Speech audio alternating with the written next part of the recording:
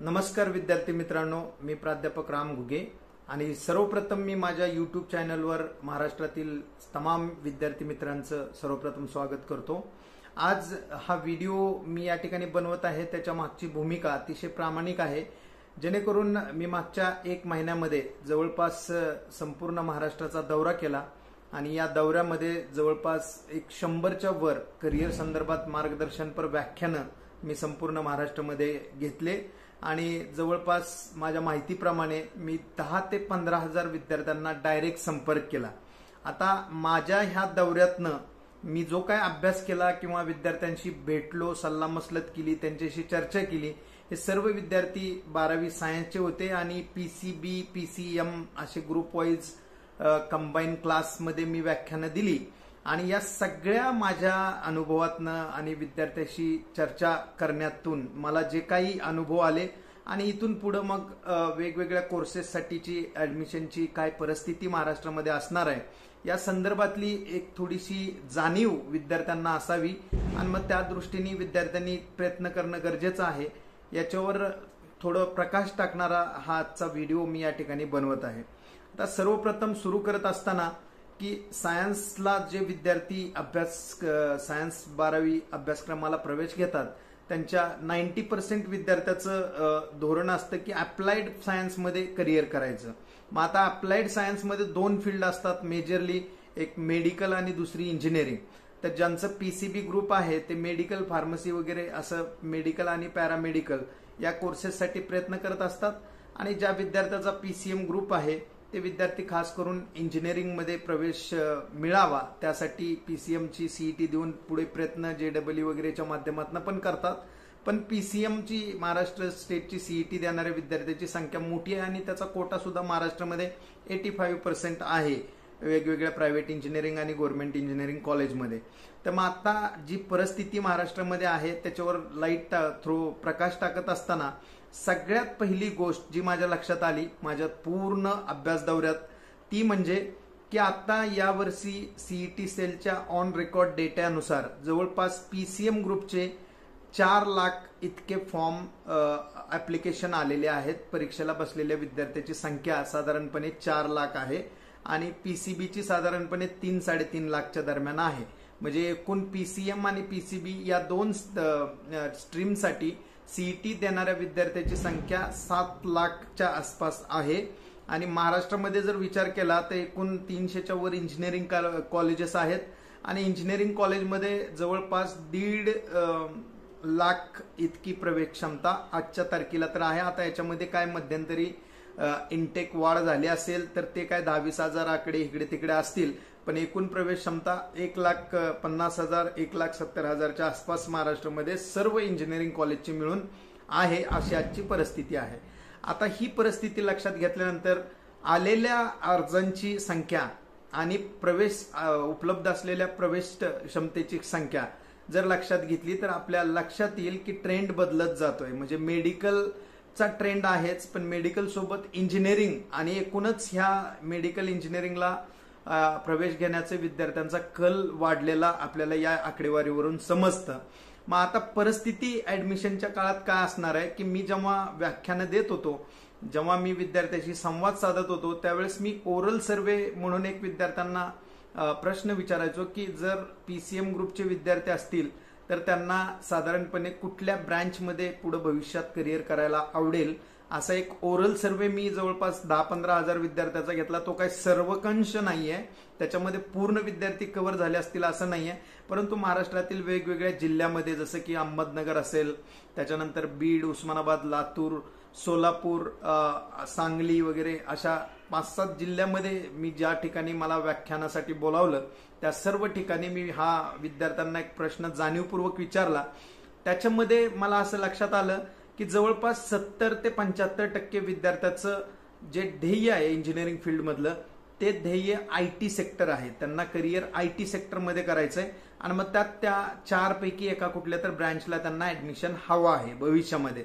मग ते कम्प्युटर असेल किंवा IT असेल किंवा आर्टिफिशियल इंटेलिजन्स मशीन लर्निंग असेल किंवा artificial intelligence and data science असेल, या 4 पैकी कुठेतरी एका कोर्सला जाणाऱ्या विद्यार्थ्याची संख्या फार मोठी आहे महाराष्ट्रामध्ये आणि ऑलरेडी ऍप्लिकेशन आलेली सीईटीची जे आकडेवारी आहे त्याच्यावरनं असं लक्षात येतंय की आता यावर्षी कट ऑफ हा वाढण्याची शक्यता मला या पूर्ण माझ्या अभ्यासातून मला दिसते.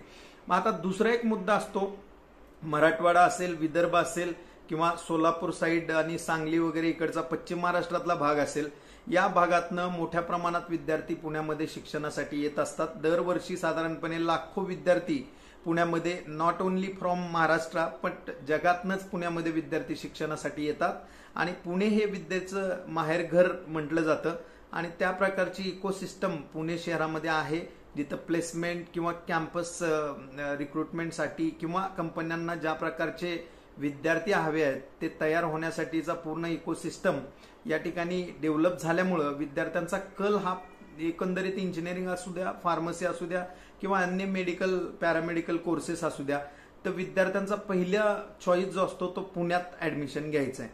मग आता पुण्यात ऍडमिशन घ्यायचं म्हणलं तर पुण्यात जवळपास 50च्या वर इंजिनिअरिंग पुणे शहरामध्ये आहेत, कॉलेजेस आहेत आणि त्या सगळ्या कॉलेजचं माझ्या दृष्टीनं मला म्हणजे जे कळतंय म्हणजे हे सगळं म्हणजे ऍक्युरेट असंच असेल असं नाही, त्यात थोडंफार इकडे तिकडे 10-5% होऊ शकतं. पण माझी माहिती अशी आहे, जो सर्वे मी केला ज्याच्यातनं कम्प्युटरकडे जाणाऱ्या विद्यार्थ्याचा कल माझ्या लक्षात आला, या सगळ्यातनं मी एक गोष्ट तुम्हाला परखडपणे म्हणजे सांगू शकतो की यावेळेस कम्प्युटर IT वगैरे जर पुण्यासारख्या ठिकाणी कॉलेजला प्रवेश घ्यायचा असेल तर विद्यार्थ्यांना सीईटी मध्ये 80% वर मार्क घेणं म्हणजे घेतले नसतील किंवा तेवढे पडले नाही तर नंबर लागणं थोडंफार कठीण वाटतंय. पण कुठं तर नंबर लागल, पण पुण्यात यायचं असेल तर 80%च्या वरती मार्क असणं यावेळेसचा असा कट ऑफ पुणे शहराचा असू शकतो अशी माझी शक्यता आहे. मग आता या शक्यतेवरती विद्यार्थ्यांना तर तेच पाहिजे आणि मग तेच ब्रँच हवी असेल तर त्यात एक अजून महत्वाचा मुद्दा असतो की बाबा एखाद्या ब्रँचला प्रवेश मिळायचा असेल तर केंद्र शासनाची किंवा महाराष्ट्र शासनाची जी सीईटी सेलची ऍडमिशन प्रक्रिया आहे त्याच्यामध्ये ऑनलाईन ऍप्लिकेशन करणे, त्याच्यानंतर चॉईस कोड भरणे, मग ऑप्शन फॉर्म भरणे आणि ऑप्शन फॉर्म थ्रू आपल्या सीईटीच्या मार्कावरती मेरिटनुसार जर आपल्याला प्रवेश भेटला तर आपल्याला शासनाच्या सगळ्या सवलती मिळतात, ज्याच्यामध्ये कास्ट वाईज स्कॉलरशिप असतील किंवा ओपन विद्यार्थ्यांसाठी EBCची सवलत असेल किंवा मग पंजाबराव देशमुख वसतिगृह निर्वाह भत्ता स्कीम असेल.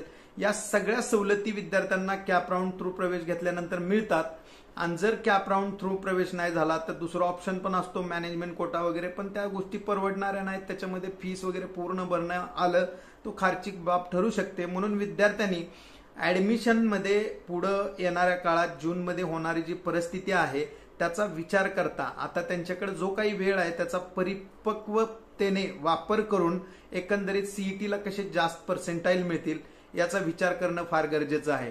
किंवा मग आता समजा कम्प्युटर इंजिनिअरिंग करायचं आहे परंतु आपल्याला सीईटीला स्कोर कमी आलाय तर अशा परिस्थितीमध्ये दुसरे ऑप्शन सुद्धा विद्यार्थी चूज करू शकतात, जे सुद्धा दुसरे ऑप्शन सुद्धा विद्यार्थ्यांना डायरेक्ट IT सेक्टरमध्ये काम करण्याची संधी मिळवून देऊ शकतात.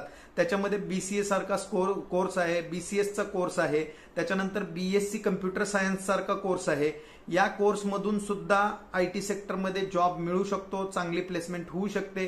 साधारणपणे 2.5-3 लाखापासून पॅकेजेसची सुरुवात होते, त्या 8-10 लाखापर्यंतचं पॅकेज जर कॉलेज चांगलं असेल आणि पुणे विद्यापीठ सारख्या युनिव्हर्सिटी अंतर्गत असेल तर डेफिनेटली इकडे पण सक्सेस होण्याचे चान्सेस जास्त आहेत. परंतु या वर्षीपासून BCA सारखा कोर्स AICTEच्या अंतर्गत गेल्यामुळं या कोर्सला प्रवेश घेण्यासाठी सुद्धा सीईटी देणं बंधनकारक आहे. जर सीईटी दिली नसेल तर प्रवेश मिळू शकत नाही, ही बाब सुद्धा विद्यार्थ्यांनी या ठिकाणी लक्षात घेतली पाहिजे, जेणेकरून मागच्या वर्षीपर्यंतचे प्रवेश हे 12वीच्या मार्क्स वरती व्हायचे. या वर्षीपासून 12वी मार्क्स हा पॉइंट कन्सिडर न करता त्याच्यासाठी वेगळी सीईटी घेण्याचा निर्णय महाराष्ट्र शासनाने घेतलेला आहे, AICTEने घेतलेला आहे. तर तो विचार सुद्धा विद्यार्थ्यांनी करावा. आणि मग समजा जमतच नसेल, कुठल्याच ब्रँचला कम्प्युटर किंवा ह्या ब्रँचची कट ऑफ क्रॉस करू शकेल या लेवलची पर्सेंटाईल आपल्याला नसतील तर विद्यार्थ्यांनी मेकॅनिकल असेल, इलेक्ट्रिकल असेल, सिव्हिल असेल, त्याच्यानंतर इलेक्ट्रॉनिक्स अँड टेलिकम्युनिकेशन असेल, अशा कोर ब्रांचेसकडे सुद्धा विद्यार्थ्यांनी गेलं पाहिजे. या ब्रांचमध्ये सुद्धा जॉबची अमाप ऑपॉर्च्युनिटीज संधी विद्यार्थ्यांसाठी उपलब्ध आहे. तुलनेने पॅकेज रेंज जरी कमी असली तर जॉबची हमी देणारे हे कोर्सेस आहेत, कारण याच्याशिवाय जग चालणं शक्य नाही.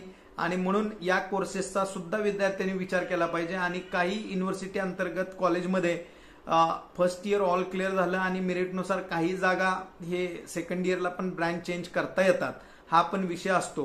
तर त्या दृष्टीनं सुद्धा विद्यार्थ्यांनी प्रयत्न केले पाहिजे. जर पहिल्याच वर्षी आपल्याला कम्प्युटर मिळत नसेल तर पहिल्या वर्षी मिळेल त्या ब्रँचला प्रवेश घेऊन चांगल्या पद्धतीनं अभ्यास करून डिस्टिंक्शन मध्ये जर आपण पास वगैरे झालो आणि मग सेकंड इयरला ब्रँच चेंजला अप्लाय केलं तर विद्यार्थ्याचं त्या ठिकाणी कम्प्युटरला पण ऍडमिशन सेकंड इयर पासून होऊ शकतं. तर या सगळ्या गोष्टी लक्षात घेता मला एक या ठिकाणी ठामपणे सांगायचं आहे की पुण्यात येणं ही चांगली गोष्ट आहे. पुण्यामध्ये शिकायला संधी मिळणं ही सुद्धा मोठी बाब आहे मराठवाडा विदर्भ सारख्या रिजन मधून येणाऱ्या विद्यार्थ्यांसाठी. परंतु इथं आल्यानंतर आपला प्रवेश जर ऑनलाईन पद्धतीनं मेरिटनुसार झाला तर आपण फार मोठा खर्च आपला वाचू शकतो. तर त्या दृष्टीनं सीईटीची प्रिपरेशन करणं गरजेचं आहे. आणि ऍडमिशनमध्ये काही अडचणी असतील किंवा एखादा मार्क कमी पडले तर मग स्पॉट राऊंड वगैरे या गोष्टी पण असतात, त्या विद्यार्थ्यांना कळणं एवढं सोपं नसतं. तर या सगळ्या तुमच्या समस्यावरती उत्तर देण्यासाठी आपलं युट्यूब चॅनल आहे, येतं मी माझा नंबर शेअर करतो. आपण मला कधीही कॉल करून विचारू शकता, मी तुम्हाला सदैव मदत करण्यासाठी तयार असेल. येणारा ऍडमिशनचा काळ हा अत्यंत इंजिनिअरिंगसाठी स्पेशली टफ असणार आहे. तर विद्यार्थ्यांनी अभ्यास करावा आणि मग अभ्यासानंतरही समजा एखादं हवी ती ब्रँच मिळत नसेल तर ती कुठं मिळू शकते, कुठल्या कॉलेजला मिळू शकते, कशी मिळू शकते, स्पॉट राऊंडनी कट ऑफ कुठपर्यंत जातो, अशा विविध विद्यार्थ्यांच्या प्रश्नावरती उत्तर देण्यासाठी आता आपण आपल्या चॅनलवरती इथून पुढे व्हिडिओ टाकणार आहे. तर आपण सर्वांनी सर्वप्रथम माझ्या चॅनलला सबस्क्राईब करा आणि नोटिफिकेशन बटन हिट करा, जेणेकरून मी जे व्हिडिओ अपलोड करणार आहे, ऑप्शन फॉर्म कसा भरावा किंवा रजिस्ट्रेशन कसं करावं, एकंदरीत ऍडमिशन संदर्भातील आणि करिअर कुठल्या ब्रँचमधून केलं तर स्कोप काय राहील, अशा सर्व ब्रँचेसची माहिती वगैरे इतर सर्व व्हिडिओ आपल्या चॅनलवरती इथून पुढे मी अपलोड करणार आहे. तर आपण सर्वांनी चॅनलला सबस्क्राईब करा आणि नोटिफिकेशन बटन हिट करा, जेणेकरून तुम्हाला मी व्हिडिओ अपलोड केला की त्याचं नोटिफिकेशन येईल. धन्यवाद. Thank you so much.